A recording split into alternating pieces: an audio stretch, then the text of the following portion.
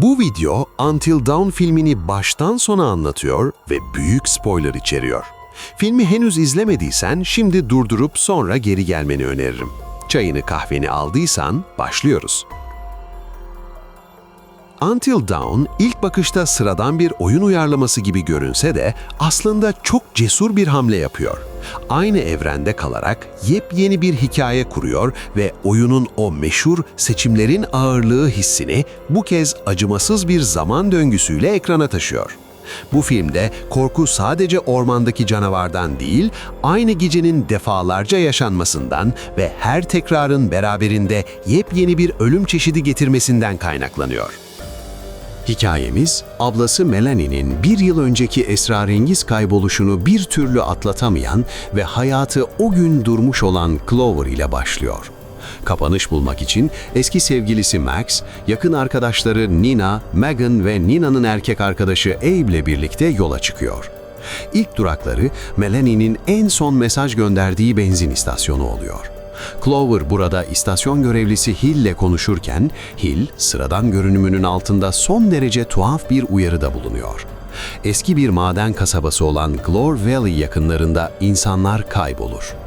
Bu filmin ilk büyük uyarısıdır. Oraya gidersen sadece ablanı değil, kendini de aramak zorunda kalırsın.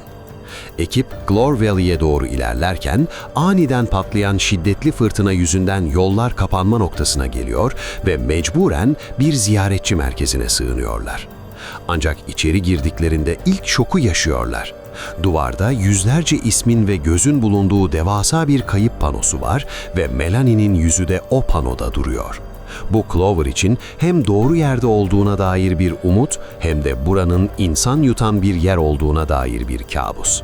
Tam bu sırada Nina bedelini tüm film boyunca ödeyecekleri o küçük hatayı yapıyor ve merkezin misafir defterini imzalıyor.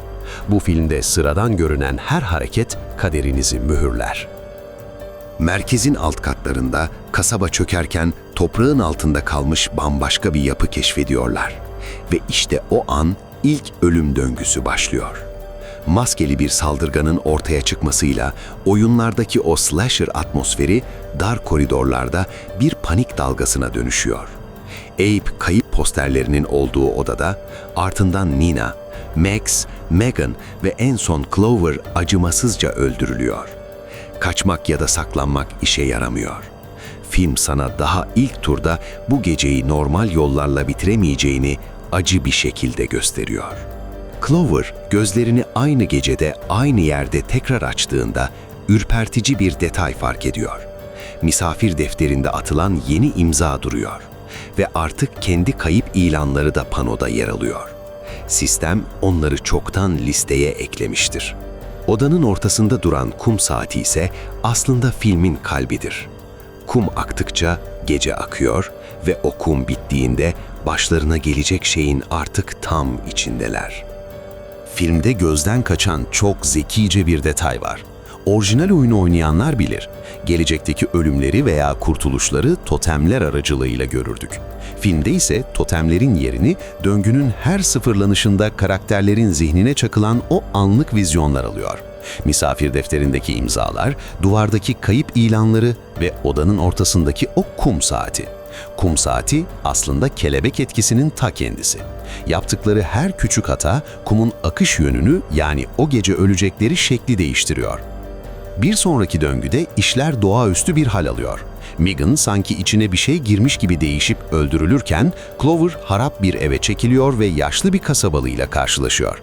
Kadın Clover'a ya geceyi atlatırsın ya da onun parçası olursun diyerek gaz veriyor ve gözlerinin önünde dağılarak yok oluyor. Bu an korkunun sadece maskeli bir katilden ibaret olmadığını, buranın kuralları olan devasa bir deney alanı olduğunu kanıtlıyor. Diğerleri kaçmaya çalışıp ormanda devasa bir yaratığın gölgesiyle karşılaşıp tekrar katile kurban giderken Clover da ele geçirilmiş bir halde Max'i öldürüyor ve döngü arabayla ezilmesiyle yeniden sıfırlanıyor. Artık sistemin mantığını çözmeye başlayan grup, her geri dönüşte gecenin daha acımasızlaştığını ve sonsuz hakları olmadığını fark ediyor. Sadece 13 ölüm hakları vardır. 13. geceden sonra ya sistem bitecektir ya da onlar tamamen yok olacaktır. Yanlışlıkla zehirli musluk suyunu içip patlayarak öldükleri bir döngünün sonunda Clover, Hill'in vizyonunu görüyor. Geceyi sadece saklanarak ve bekleyerek geçiremezsin. Kasabanın merkezine, bu karanlığın kalbine inmek zorundadırlar. İlerleyen tekrarlarda buldukları bir video kaydı, Hill'in 13 gece boyunca bir adamı bir odaya kapatıp onun delirerek bir Wendigo'ya dönüşmesini izlediğini ortaya çıkarıyor. Yani bu döngü insanları sadece öldürmüyor, aynı zamanda canavara dönüştürüyor. Telsizden Hill'e ulaştıklarında adamın o tehlikeli sakinliğiyle söylediği kural her şeyi değiştiriyor. Kaçmak istiyorsanız içinizden birinin kalıcı olarak ölmesi gerekiyor. Üstelik Clover'a tek başına gelirse Melanie'yi görebileceğini söylemesi grubun psikolojisini tamamen parçalıyor. Korku insanları birbirine düşürüyor ve Nina kaçmak isteyen Abe'i kazmayla öldürüyor. Ormana girdiklerinde Megan, Wendigo saldırısında ölürken Clover ve Max nihayet Melanie'yi buluyor ama o artık bir Wendigo'ya dönüşmüştür. Bu acı gerçekle yüzleşen Clover, Max'ten Melanie'yi öldürmesini istiyor. Max ise bir sonraki döngüye bu kritik bilgiyi taşıyabilmek için zehirli suyu içerek intihar ediyor. Film burada ölümü bile bir stratejiye dönüştürüyor. Sonunda Glor Valley'in trajik gerçeği ortaya çıkıyor. Kasaba maden felaketiyle toprağa gömülmüş ve Hill güya terapi vermek için gelip bu korkunç deneyi başlatmış. 13. ve son geceye uyandıklarında grubun bedenleri artık bir Wendigo'ya dönüşmeye başlamış ve geçmiş döngülerdeki acıları hatırlamasalar bile bedenleri bu travmayı hissetmektedir. Megan'ın izini sürüp onu bir sanatoryumda hücreye bağlanmış halde bulan Clover, nihayet kontrol odasındaki Hill'le yüzleşir. Hill bu döngüyü kurduğunu ve karşılaştıkları tüm o yaratıkların aslında Clover'ın kendi travmalarından beslendiğini itiraf eder. Hill'in itirafıyla birlikte filmin psikolojik derinliği zirveye ulaşıyor. Dikkat ederseniz maskeli katilin hareketleri sıradan bir slasher filmindeki gibi rastgele değil. Tam olarak Clover'ın kaçma ve saklanma refleksini cezalandırmak üzere tasarlanmış. Tıpkı Resident Evil evrenindeki o bitmek bilmeyen, karakterin zayıflığını hedef alan amansız mutasyonlar gibi buradaki canavarlar da fiziksel bir virüsten değil, zihinsel bir çöküşten türüyor. Su zehirlenmesi kendini yok etme dürtüsünü, Wendigo formları ise doğrudan ailenin parçalanmışlığını temsil ediyor.